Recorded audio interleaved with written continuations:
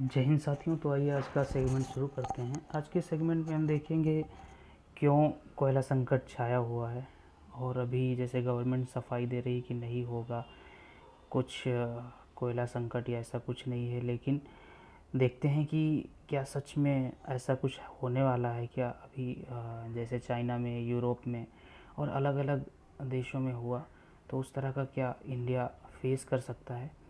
तो आइए शुरू करते हैं।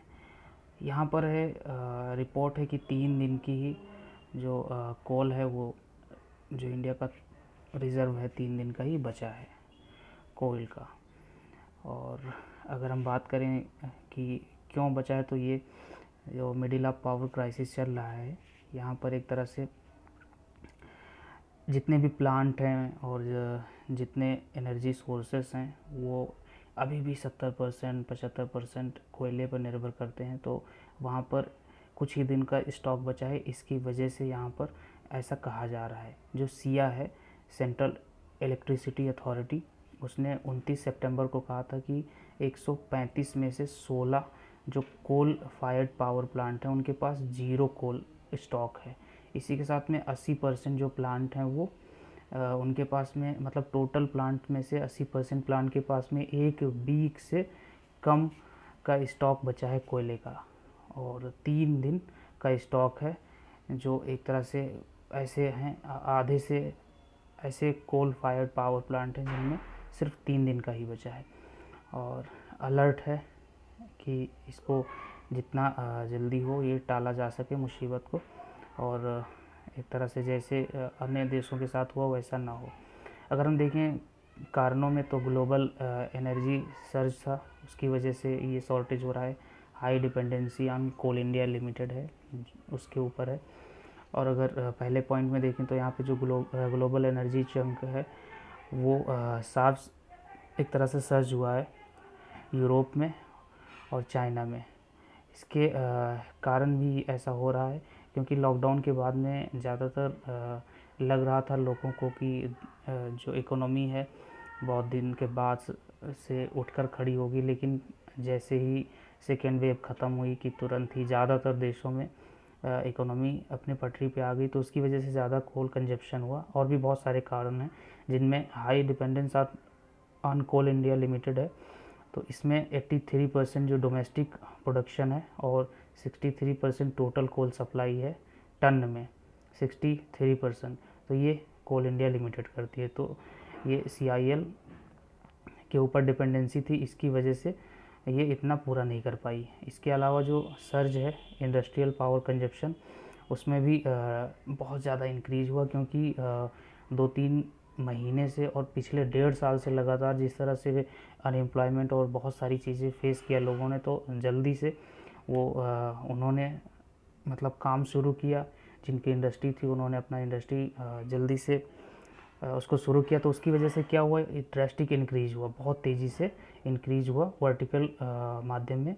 उसकी वजह से कोयले का ज़्यादा खपत हो गया, और सेकेंड वेव के बाद में ये देख सकते हैं, मेंशन भी है यहाँ पे। और ये इंक्रीज हुआ है पावर डिमांड 13.2%। तो देख सकते हैं किसी चीज़ की जो डिमांड है वो 1% 2% ना हो के 14% अगर बढ़ जाएगी, तो उसकी ऑब्वियसली कमी पड़ेगी ही, क्योंकि डिमांड ज़्यादा होती है तो सप्लाई अगर नहीं पूरी हुई तो उसकी कमी हो जाती है। आप नेचुरल इकोनॉमी का फंडा जानती हैं। और इसके अलावा हैवी रेन, क्योंकि मानसून था तो मानसून में हैवी रेन था, और जो कोल माइंस थी, कोल माइंस एरिया थे, वहाँ पर एक तरह से लॉजिस्टिक इशू था, सप्लाई चेन बाधित हो रही थी पानी। और क्योंकि मानसून में खदानों में डर भी रहता है, और खदान से एक तरह से कोल को माइन करने में भी लोग बचते हैं, तो इसकी वजह से स्टॉक नहीं बन पाया। और पहले जब टाइम था खदानों से कोयला निकालने का मानसून से पहले, उस समय सेकेंड वेव थी। तो इसकी वजह से बहुत सारे कारण हैं, उनकी वजह से ये ऐसा देखने को मिल रहा है। और जो नॉन पेमेंट ऑफ ड्यूज़, जो उधारी थी उसका पेमेंट नहीं हुआ, उनमें जो नॉन पेमेंट में ड्यूज़ हैं उनमें महाराष्ट्र, राजस्थान, तमिलनाडु, यूपी, MP, ये लोग एटिक्वेट सप्लाई मेंटेन इसीलिए नहीं कर पा रहे हैं क्योंकि इन लोगों ने जो ड्यूज़ था उसको पे नहीं किया है। इसके साथ में जो चाइना है वो बिगेस्ट प्रोड्यूसर है कोल का, और इसके साथ में वो डोमेस्टिक भी बहुत सारा यूज़ करता है। तो और अभी उसने पावर क्राइसिस फेस किया है बहुत, जैसे उसका जो नॉर्दर्न पार्ट था वहाँ पर एक तरह से को लाइट ही नहीं थी, बहुत ही मुसीबत हुआ है वहाँ पर। तो इस तरह से है। और इसके साथ में जो वेस्टर्न नेशन है वो भी प्रिक्योर कर रहे हैं कोल को, ऐसे प्रिक्योर कर रहे हैं कि ये सब्स्टिट्यूट है नेचुरल गैस का। जो नेचुरल गैस है वो अगर ख़त्म हो जाएगी तो हम कोल को यूज़ करेंगे। और यूरोप में वैसे ही ठंड ज़्यादातर साल के 12 महीने में ज़्यादातर ठंड ही रहती है, तो वो लोग ज़्यादा उनको मतलब कोयले की और ये सारी चीज़ों की ज़रूरत होती है। इसके अलावा जो इंडिया का पावर जनरेटर है वो भी कोल इंपोर्ट कुछ महीने पिछले कुछ महीनों में उसने कम किया है, क्योंकि इंटरनेशनल जो प्राइस था वो सर्ज था ग्लोबल डिमांड की वजह से यूरोप और चाइना में। उसी की वजह से इंडिया ने मतलब कम इंपोर्ट किया है, तो ये भी एक कारण है।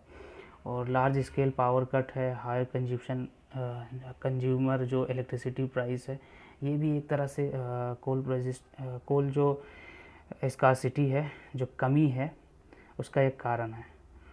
और अगर हम मोटा मोटा बात करें कि क्या पैनिक होने की ज़रूरत है, जैसे इंडिया में अभी अगर एक तो किसी चीज़ को ऐसे ऐसे दौर में ला के खड़ा कर दिए हैं, इंडिया की जो पॉलिटिक्स है, जो इंडिया का सामाजिक और आर्थिक संरचना है उसमें, या मीडिया है, तो उसमें किसी भी चीज़ को बहुत जल्दी से एक तरह से पैनिक बना देते हैं। जैसे सेकेंड वेव कितनी तेज़ी से पैनिक बनी थी, ऑक्सीजन क्राइसिस हुआ, लेकिन कितना पैनिक था वो।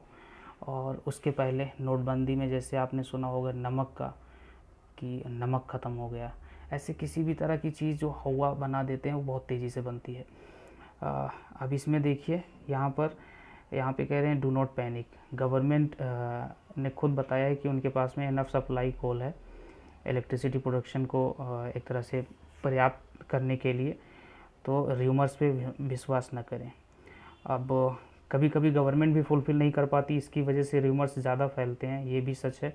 ये मिनिस्ट्री ऑफ कोल का एक तरह से सॉर्ट आउट है ये।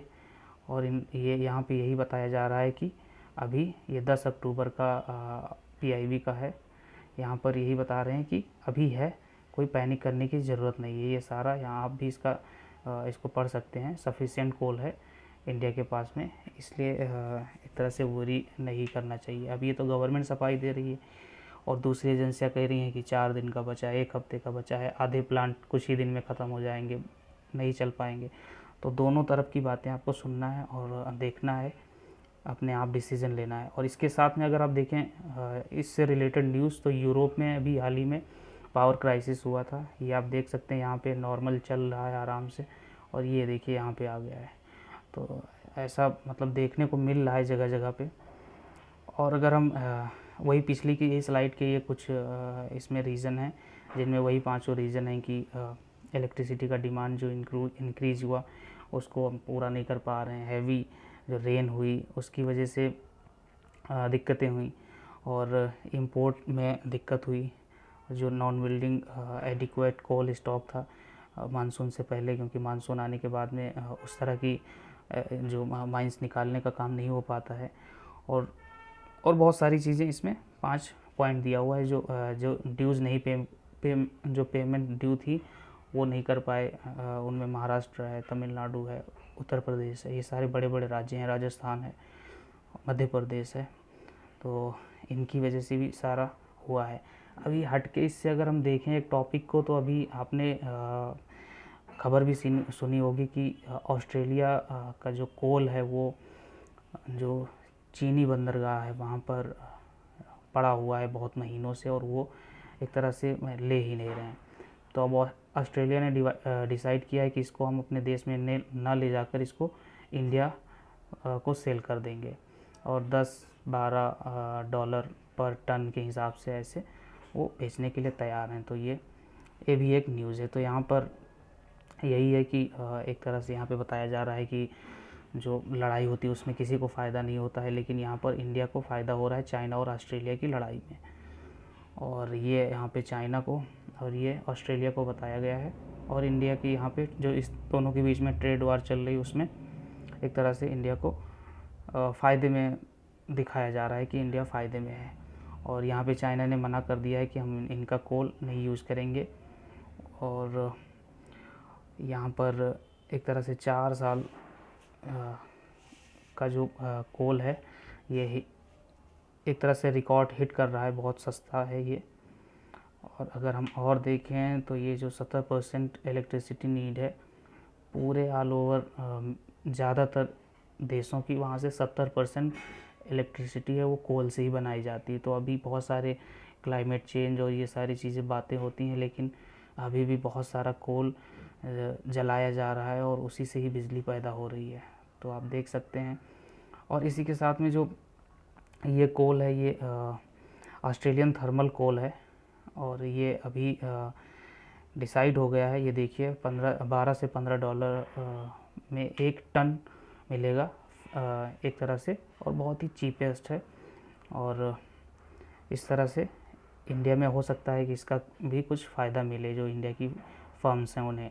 अगर हम रिज़र्व के बारे में बात करें कि कहाँ कहाँ कितना कितना रिज़र्व है किसके किसके पास में, तो यूएसए के पास में सबसे ज़्यादा रिज़र्व है। आप यहाँ पे देख भी सकते हैं कि यूएस के पास में कितना रिज़र्व पड़ा हुआ है। ये देखिए यूएसए का है, ये ऑस्ट्रेलिया का है, रशिया का है, ये चाइना का है, इंडिया का है। तो इसमें जिनके जिनके पास में भी स्टॉक जिन्होंने लगा के रखा है कोयले का यूएस के पास में, और रसिया का अगर यूक्रेन का हिस्सा मिला ले तो ये भी लगभग यूएस के बराबर है। तो इनमें अगर हम यूएस, ऑस्ट्रेलिया, रसिया, चाइना, इंडिया, इन सब की बात करें, इन सब देशों की, तो यहाँ पर ज़्यादातर कोल यूज़ हो रहा है। तो इस तरह से देख सकते हैं। और इनके पास में इतना रिज़र्व है। इनमें इंडोनेशिया में भी 3% रिज़र्व है, और कजाकिस्तान में, अदर में अगर देखें तो 11%। पूरे जितने अन्य देश हैं उनके सब में सब लोग मिला के 11% रखे हुए हैं। चाइना अकेले 13%, इंडिया 10%, यूएस 23%, 23%, और रसिया 15%, जर्मनी 3% और पोलैंड 2%, टर्की 1% और यूक्रेन 3%, ऑस्ट्रेलिया 14%। तो ऑस्ट्रेलिया के पास में काफ़ी कोल रिज़र्व है, एक तरह से चाइना से भी ज़्यादा है, इंडिया से भी ज़्यादा है। तो इंडिया को अब फ़ायदा उठाना चाहिए ऑस्ट्रेलिया का एक तरह से। और इसी के साथ में अगर हम और देखें तो अभी हम बात करना शुरू कर देंगे कि हाँ क्या सच में प्रॉब्लम होने वाली है, इसकी कोयले की शॉर्टेज होने वाली है। तो इसका आंसर यस है और नो भी है, क्योंकि गवर्नमेंट भी अपना पक्ष रख रही है और जो विपक्षी दल हैं उनमें लोग भी कह रहे हैं कि हमारे पास हमारे राज्य में ऐसी कमी होने वाली है। तो आने वाला समय ही बताएगा। तो बहुत बहुत धन्यवाद। जय हिंद।